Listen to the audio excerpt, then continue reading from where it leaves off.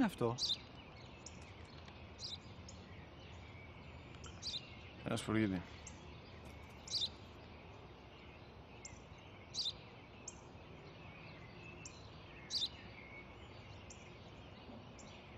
Τι είναι αυτό?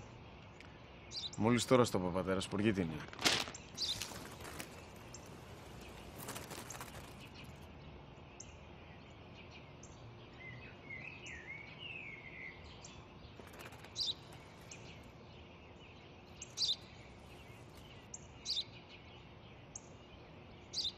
Τι είναι αυτό? Ένα σπουργίτη είναι, πατέρα. Ένα σπουργίτη. Σπου-γι-τι!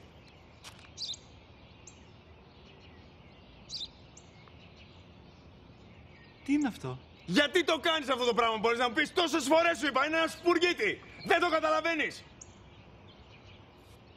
Πού πας?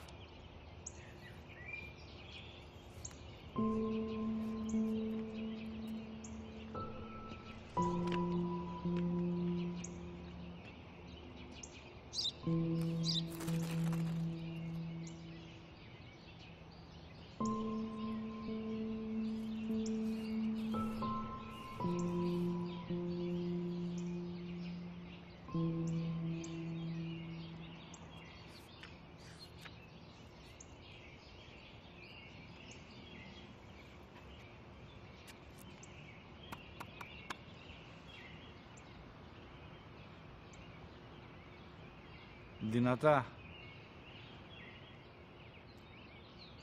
Σήμερα ο μικρός μου γιος που πριν λίγες μέρες έκλεισε τα 3 καθόταν μαζί μου έξω στο πάρκο όταν ένα σπουργίτη ήρθε και κάθισε απέναντί μας. Ο γιος μου με ρώτησε 21 φορές τι ήταν αυτό και του απάντησα και τις 21 φορές ότι ήταν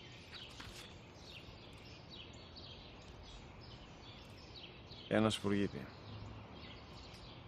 Τον αγκάλιασα τρυφερά και τις 21 φορές που μου έκανε την ίδια ερώτηση, ξανά και ξανά, χωρίς να εκνευριστώ, νιώθοντας στοργή για το αθώο μου αγοράκι.